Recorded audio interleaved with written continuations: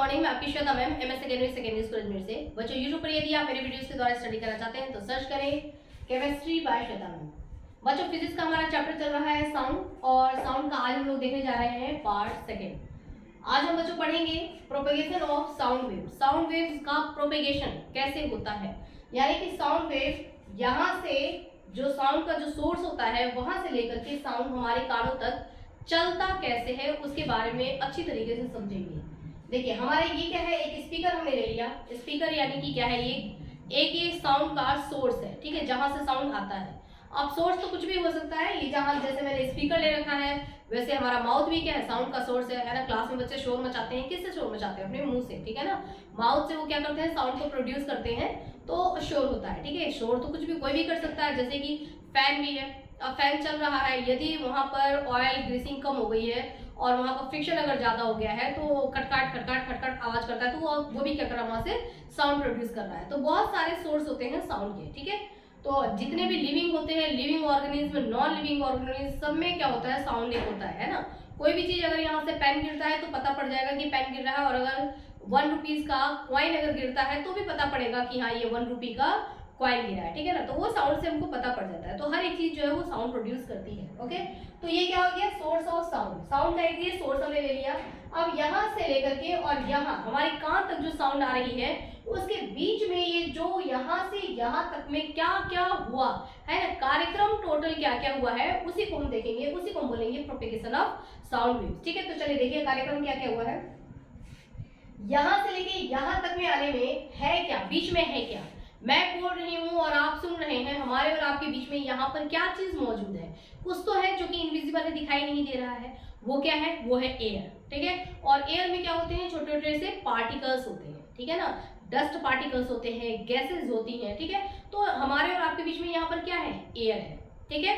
तो ये जो एयर है, यही एयर मॉलिक्यूल्स यहाँ से आपको दिखाई दे रहे हैं, ठीक है, कि यहाँ पे एयर पार्टिकल्स आपको दिखाई दे रहे हैं। और एयर क्या है, एयर एक मीडियम है, एक माध्यम है जो साउंड को यहाँ से वहां तक पहुंचाने का काम करता है।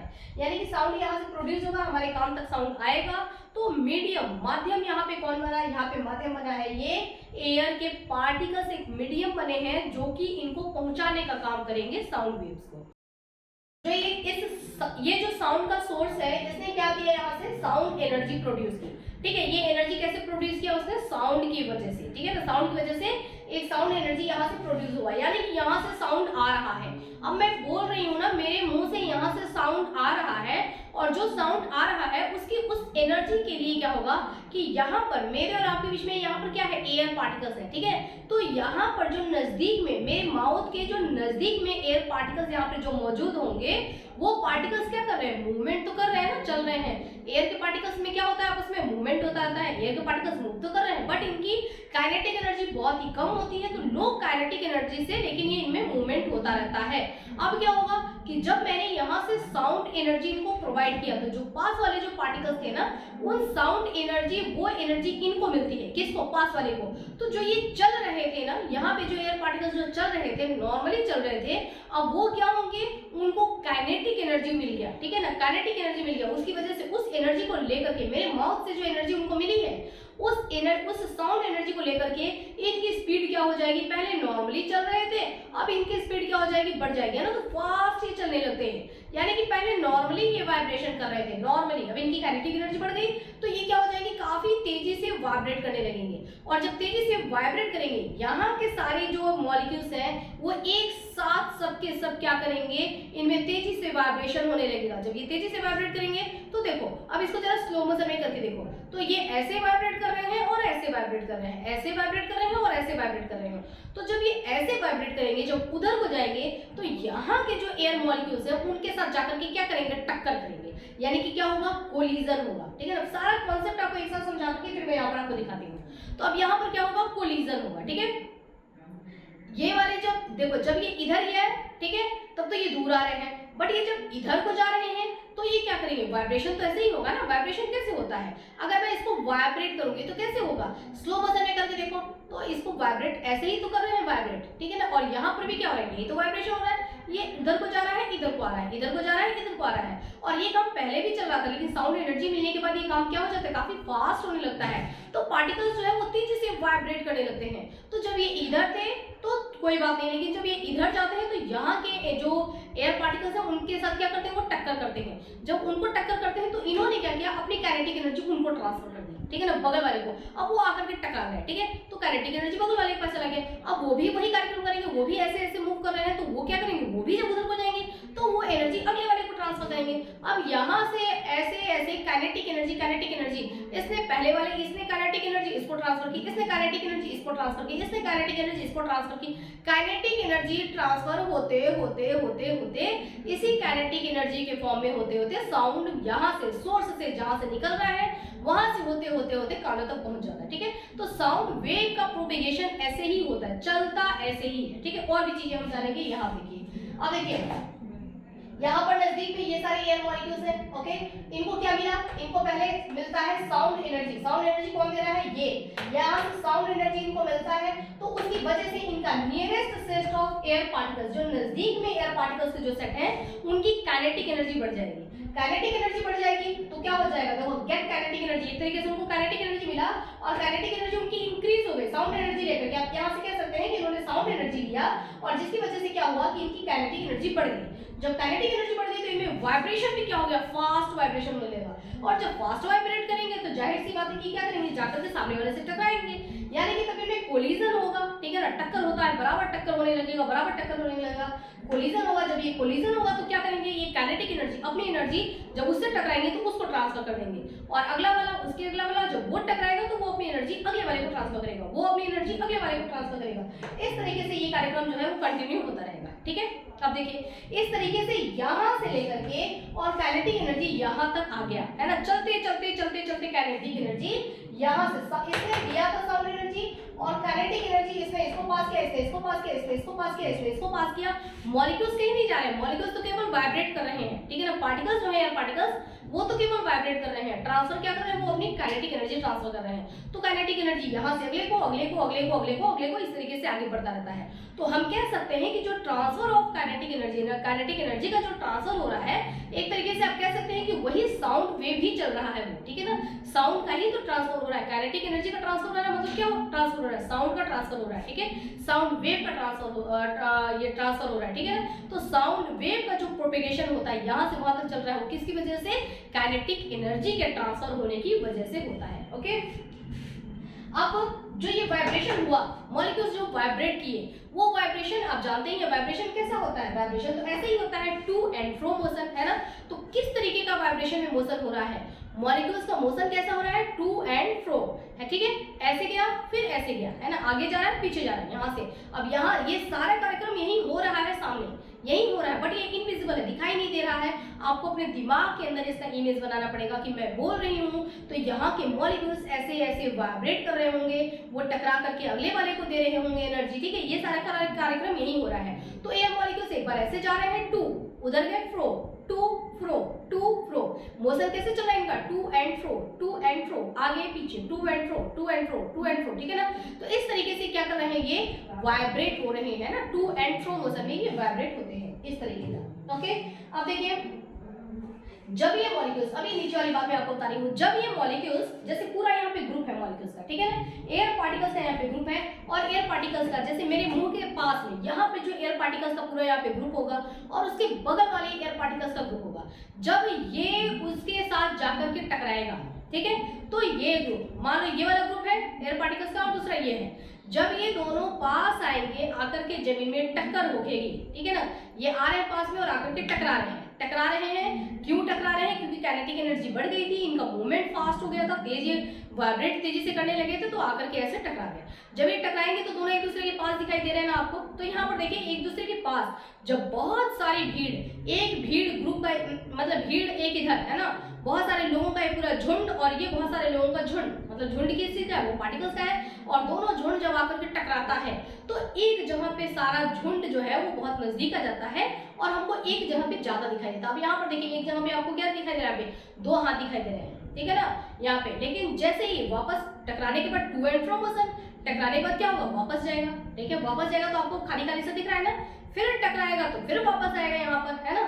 तो ये कार्यक्रम चलता रहता है, ऐसे जाएगा ऐसे जाएगा ऐसे जाएगा ऐसे जाएगा। तो जस्ट इमेजिन करिए कि पूरा ग्रुप जो है ना, पूरे पार्टिकल्स जो है वो इतने सारे पार्टिकल्स और इधर इतने सारे पार्टिकल्स एक साथ आए, टकराए, फिर वापस गए, ठीक है। फिर यही चीज सामने हो रहा है, अब ये उसके साथ जाके टकराया, फिर वापस आया, फिर ये उसके साथ जाके टकराया और फिर वापस आया। तो जब टकराने में जब ये नजदीक आते हैं ना तो ये एक जगह बहुत भीड़ सा दिखाई देता है, और जब बहुत भीड़ सा दिखाई देता है तो इस जोन को हम बोलते हैं कंप्रेशन जोन, कि ये एक दूसरे के नजदीक आ गए हैं ना, तो भीड़ वाले इलाके को, एरिया को बोला जाएगा कंप्रेशन, ठीक है।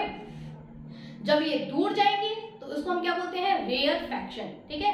तो पहले ये कंप्रेशन जोन, ठीक है, फिर क्या हो जाएगा इनका रेयरफैक्शन जोन, है ना, जब दूर जाएंगे ये। देखिए टू में टकरा रहे हैं तो फ्रो मोशन में टू एंड फ्रो, ठीक है। देखो ये टू और फ्रो में टकराए तो टू में वापस गए, फ्रो में टकराए टू में वापस गए। तो फ्रो में जब एक दूसरे के नजदीक आएंगे ना तो कौन सा जोन बनेगा हमारा, कंप्रेशन जोन बनेगा, और जब दूर जाएंगे तो कौन सा जोन बनेगा हमारा, रेयरफैक्शन जोन बनेगा, ठीक है। एक्सक्यूज मी बच्चों, 1 मिनट। तो बच्चों इस तरीके से हमारा कंप्रेशन और रेयरफैक्शन, आई होप कि आपको ये बात समझ में आ गई होगी कि जब नजदीक आते हैं तो एक साथ दिखाई देंगे, जब एक साथ दिखाई देंगे तो वहां पर भीड़ दिखाई देगी, और इस जोन को हम क्या बोलेंगे कि कंप्रेशन जोन है, ठीक है। और जब दूर जाएंगे तो वो खाली खाली से दिखाई देगा, तो इस जोन को हम क्या बोलेंगे कि ये जो है कौन सा जोन आ गया है, रेयरफैक्शन जोन आ गया है। जब भीड़ होगी तो भीड़ को ही तो बोलते हैं डेंसिटी, है ना। एक क्लासरूम में पहले 10 बच्चे बैठे हुए हैं, डेंसिटी क्या है, कम है। अब उसी क्लास से आप 50 बच्चों को भर दीजिए तो फिर डेंसिटी क्या हो जाती है, ज्यादा हो जाती है ना, यानी कि भीड़ भाड़ को हम बोल सकते हैं। नॉर्मल लैंग्वेज में आप समझ जाइए कि जहां बहुत सारे पार्टिकल्स रहते हैं उसको हम क्या बोलते हैं, वहां पर डेंसिटी ज्यादा है। तो जब एक साथ नजदीक आएंगे, कंप्रेशन जोन जो होगा वहां पर डेंसिटी क्या हो जाएगी, ज्यादा हो जाएगी, और जब डेंसिटी ज्यादा होगी तो वहां पर प्रेशर क्या हो जाएगा, ऑलरेडी प्रेशर बहुत ज्यादा बढ़ जाएगा, है ना, बहुत भीड़ हो रही है ना, धक्का मुक्की हो रही है, तो क्या हो गया, प्रेशर बढ़ गया। एक बस था और बस में पहले खाली खाली सा बस था, उसमें पैसेंजर बढ़ते जा रहे हैं बढ़ते जा रहे हैं बढ़ते जा रहे हैं, तो एक ऐसा समय आएगा कि उस बस के अंदर बहुत सारे पैसेंजर बढ़ गए, तो उस बस में डेंसिटी क्या हो गई, बढ़ गई, ठीक है।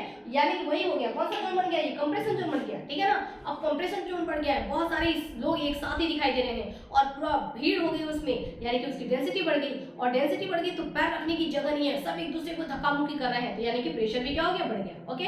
अब उसके बाद धीरे धीरे धीरे स्टॉपेज आता गया और बस में से लोग निकलते गए, जब निकलते गए तो वो धीरे धीरे क्या होता गया, खाली होता गया, वहां पे हमको कम लोग दिखाई दे रहे हैं। जो लोग एक नजदीक आ गए थे वो लोग धीरे धीरे क्या हो रहे हैं, दूर हो रहे हैं। तो कौन सा जोन बन गया हमारा, रेयरफैक्शन जोन बन गया, ठीक है। अब वहां पे संख्या कम हो रही है तो डेंसिटी भी क्या हो जाएगी, कम हो जाएगी। अब उसके बाद आराम से सब लोग हैं, कोई धक्का मुक्की नहीं है, तो प्रेशर भी क्या हो गया, कम हो गया, ठीक है। तो अब देखिए यहाँ से यहाँ तक के बीच में हमने बहुत सारी चीजें देखी है ना।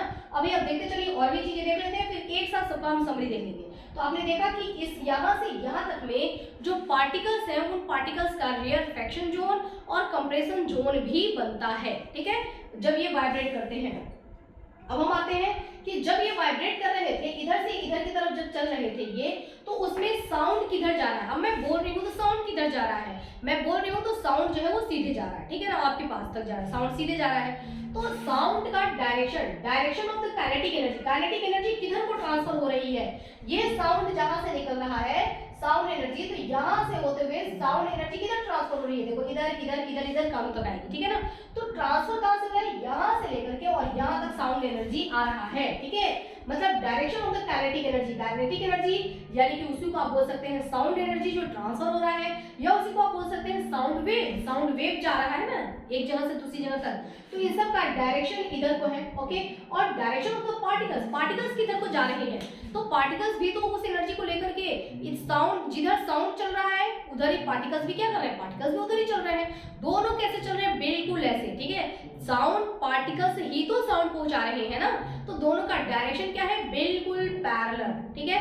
साउंड भी उधर को ही जा रही है और पार्टिकल्स भी उनको काइनेटिक एनर्जी मिल रहा है, तो काइनेटिक एनर्जी को लेकर के इधर ऐसे ऐसे ऐसे जा रहे हैं। लेकिन पार्टिकल्स कभी टू एंड फ्रो, तो कभी ये पीछे जा रहे हैं, पार्टिकल्स कभी पीछे जा रहे हैं, कभी आगे जा रहे हैं, कभी पीछे जा रहे हैं, कभी आगे जा रहे हैं। तो देखिए डायरेक्शन साउंड का तो उधर की तरफ रहेगा, ठीक है ना, साउंड वेव जो है वो सीधे जा रही है, लेकिन पार्टिकल्स कभी तो सीधे भी जा रहे हैं, ठीक है, और कभी एंटी में भी आ रहे हैं, पीछे भी आ रहे हैं। बट एक बात खास है कि दोनों का जो ये है, ठीक है, दोनों की जो लाइन है, साउंड की लाइन और पार्टिकल्स की लाइन, ये पार्टिकल्स की लाइन देखो सामने जा रहा है, ये आगे पीछे ये जा सकता है, ठीक है, और ये सीधे जाएगा, लेकिन ये आगे पीछे जाएगा तो भी ये दोनों एक दूसरे की क्या रहेंगे, पैरेलल रहते हैं, ठीक है ना, एक दूसरे के पैरेलल रहते हैं। पैरेलल क्या होता है, दो ऐसी लाइन जो आपको कहीं भी आपस में मिलती हुई दिखाई न दे, जैसे हिंदी की कॉपी, अपनी आप हिंदी की कॉपी या रजिस्टर उठाइए, उसमें जो दो लाइन होती है, आपको कहीं ऐसा लगता है कि ये दोनों लाइन कहीं भी आगे जाकर के मिलेगा, नहीं,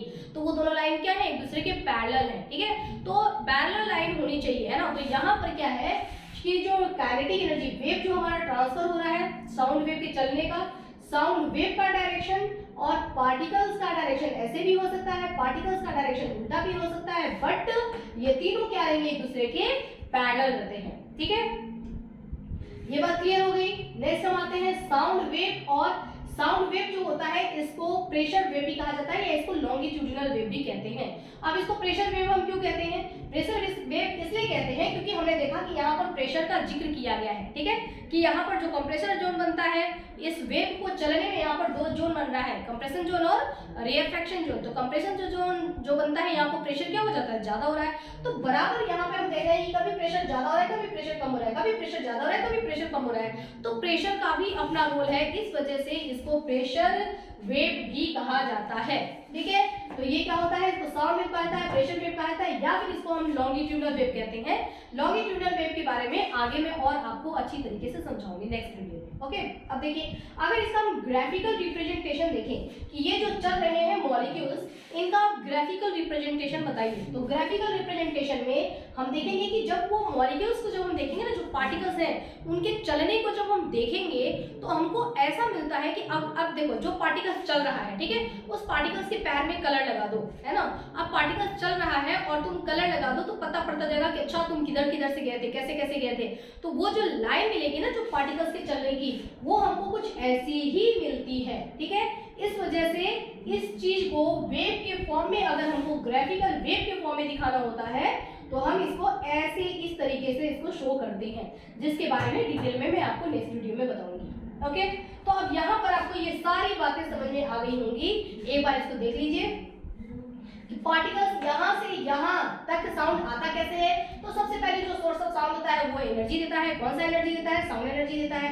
उस साउंड एनर्जी से क्या होता है? उस साउंड एनर्जी से ये होता है कि जो नियरेस्ट पार्टिकल्स हैं इनकी काइनेटिक एनर्जी बढ़ जाती है। काइनेटिक एनर्जी बढ़ने से क्या होगा?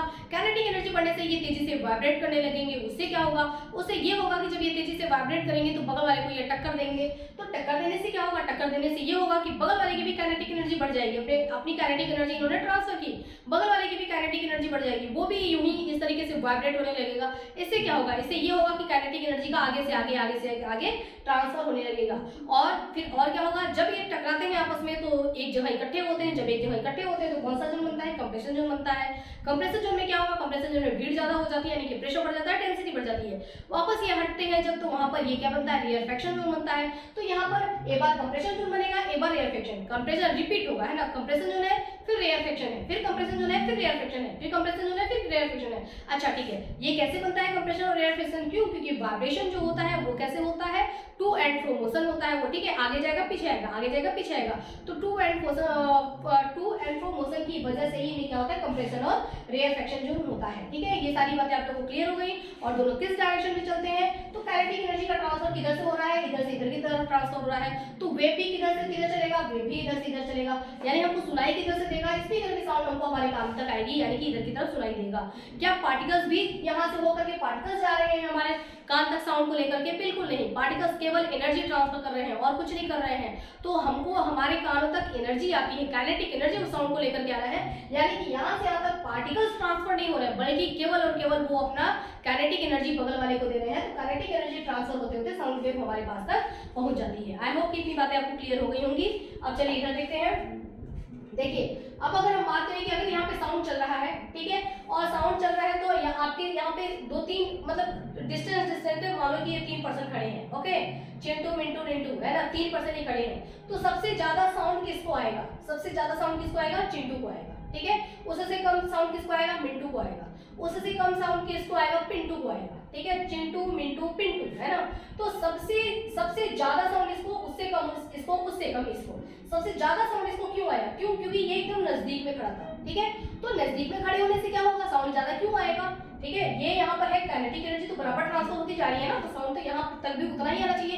काइनेटिक एनर्जी जब बराबर ट्रांसफर हो रही है तो साउंड एनर्जी, साउंड इसको भी उतना ही आना चाहिए, बट ऐसा होता नहीं है। नॉर्मली हम ये चीज देख सकते हैं कि ऐसा नहीं होता। जो दूर वाला है ये मिंटू, इसको थोड़ा कम आवाज आएगी, बल्कि और ये जो हमारा ये मिंटू है ना, हाँ मिंटू को थोड़ी सी ज्यादा आवाज आएगी, और ये जो चिंटू है, चिंटू को सबसे ज्यादा आवाज आएगी, ठीक है। ऐसा क्यों होता है इसके बारे में आप समझ लीजिए। ऐसा इसलिए होता है क्योंकि जब यहाँ से एक ने, जब इसको मिलता है 10 पॉइंट का काइनेटिक एनर्जी, सबसे पहले वाले को मिला, तो इसने ट्रांसफर किया, उसमें से उसने जब वो ट्रांसफर कर रहा था ना, तो देते हुए उसने सामने वाले को 9 पॉइंट का काइनेटिक एनर्जी दिया, और 1 पॉइंट का काइनेटिक एनर्जी वही निकल गया, गिर गया, ठीक है, उससे गिर गया। तो बगल वाले को कितना मिला? 9 वाले ने जब आगे ट्रांसफर किया तो उसने कितना ट्रांसफर किया? 8 ट्रांसफर किया, 8 पॉइंट उसने ट्रांसफर किए, एक कहाँ गया? गिर गया। उसने जब सामने वाले को ट्रांसफर किया तो कितना ट्रांसफर किया? 7, ठीक है, एक कहाँ गया? गिर गया, ठीक है। 7 से 6, 6 से 5, तो आप क्या देख रहे हैं कि काइनेटिक एनर्जी बराबर, जितना मैं बोल रही हूँ यहाँ के मॉलिक्यूल्स को जो काइनेटिक एनर्जी मिलेगी, वही दूर वालों तक, वहां तक जाते जाते काइनेटिक एनर्जी धीरे धीरे क्या होता जा रहा है? काइनेटिक एनर्जी का लॉस होता जा रहा है, यानी काइनेटिक एनर्जी धीरे धीरे धीरे कम होती जा रही है, कम होती जाएगी, होती जाएगी, होती जाएगी। इस वजह से ही यहाँ तक आते आते मॉलिक्यूल्स के जो पार्टिकल्स हैं, काइनेटिक एनर्जी उनकी कम हो जाती है, तो इसको धीरे सुनाई देता है। इनकी काइनेटिक एनर्जी यहाँ पर ठीक है, तो इनको मीडियम सुनाई दे रहा है। इसको जो मिल रहा है एकदम फुल काइनेटिक एनर्जी वाले पार्टिकल्स जो है साउंड पूरा यहाँ तक पहुंचा रहे हैं, इस वजह से यहाँ पर क्या है, इसको साउंड सबसे ज्यादा सुनाई देता है, ठीक है। ये बात आपको क्लियर होगी, समझ में आ गया।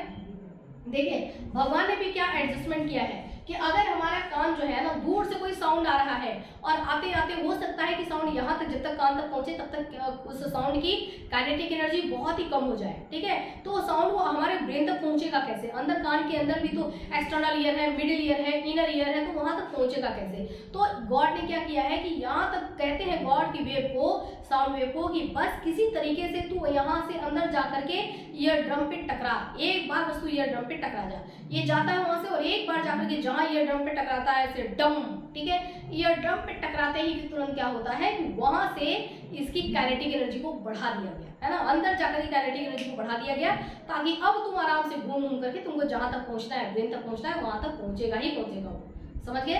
तो ये आगे गॉड की प्लानिंग है कि सिर्फ यहाँ तक आवाज अंदर तक आ जाए, ईयर ड्रम तक एक बार चला है, फिर उसकी काइनेटिक एनर्जी हम बढ़ा करके हम अपना काम कर लेंगे, एडजस्टमेंट कर लेंगे।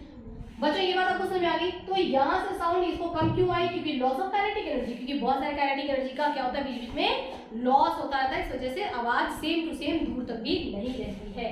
अब साउंड जो है, हमने पिछले वीडियो में बात किया था कि साउंड की स्पीड सबसे ज्यादा किसमें होती है, तो साउंड की स्पीड सबसे ज्यादा होती है सॉलिड में, उसके बाद लिक्विड में, उसके बाद गैस में, और सबसे कम साउंड लगभग ना के बराबर कहाँ रहता है, वैक्यूम, है ना। वैक्यूम में साउंड नहीं रहता है, यानी कि यदि हम लोग मून पर जाकर के बात करते हैं, दो लोग अगर मून पर, है ना, चंद्रमा पर जाकर के बात करेंगे, क्योंकि वहां पे एटमॉस्फेयर नहीं है तो पार्टिकल्स भी नहीं है, वहां पर एयर पार्टिकल्स नहीं है, तो जब बात करेंगे, जब ये एयर पार्टिकल्स ही नहीं है, कॉमन सेंस लगाओ कि जब ये यहाँ पे पार्टिकल्स ही नहीं है, तो साउंड एनर्जी देंगे किसको, वाइब्रेट करेगा कौन, साउंड एनर्जी को आगे पहुंचाएगा कौन, कोई नहीं पहुंचाने वाला है। तो जाहिर सी बात है कि साउंड यहाँ से आगे की तरफ जाएगा ही नहीं। अगर यहीं पे खड़ी हूँ और यहीं आप लोग मून पे बात करेंगे, तो हम लोग कैसे बात करेंगे, चाहे मैं कुछ भी,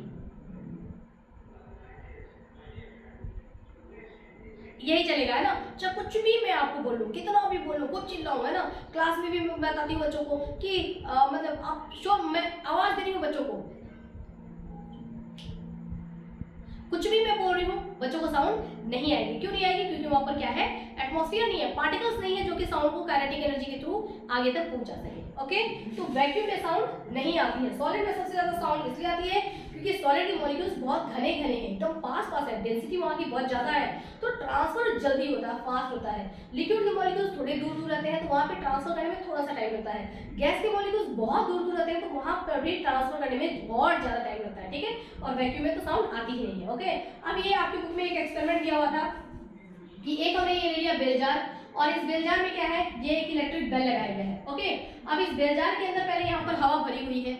जब इसमें हवा भरी हुई है, हमने वहां से इलेक्ट्रिक से जब हमने उसको ऑन किया, स्विच ऑन किया, तो इसके अंदर क्या होता है, ये बेल बजने लगता है और ये साउंड बाहर तक आ रहा है, आराम से हमको सुनाई दे रहा है कि हाँ बेल बज रहा है। स्विच ऑफ बंद, स्विच ऑन, स्विच ऑफ बंद, स्विच ऑन, ठीक है, स्विच ऑफ बंद, ठीक है, ये हमको सुनाई दे रहा था। फिर हमने क्या किया कि इसमें से नीचे से वैक्यूम पंप लगा करके और हमने इसके अंदर की हवा निकाली, ठीक है। जब हमने सारा इस जार के अंदर से जब सारा हवा बाहर निकाल लिया, अब हम स्विच ऑन करें या स्विच ऑफ करें, वो क्या होता है, साइलेंट, है ना, जो बीच में टर्न ऑन करने पे होता था ना, अब हो रहा है, कार्यक्रम हो रहा है अंदर, अंदर वही वैसे ही हो रहा है, बट साउंड बाहर नहीं आ रहा है। क्यों? क्योंकि साउंड को बाहर लाने वाले पार्टिकल्स को हमने क्या किया, यहाँ से बाहर निकाल दिया, ठीक है। तो जब पार्टिकल्स ही नहीं रहेंगे तो साउंड को बाहर पहुंचाएगा कौन, इस वजह से साउंड नहीं आती है। सेम यही चीज होता है वैक्यूम में भी, ठीक है ना, क्योंकि वैक्यूम में साउंड को पहुंचाने वाले ही पार्टिकल्स नहीं होते हैं, इस वजह से साउंड आगे नहीं जाता है।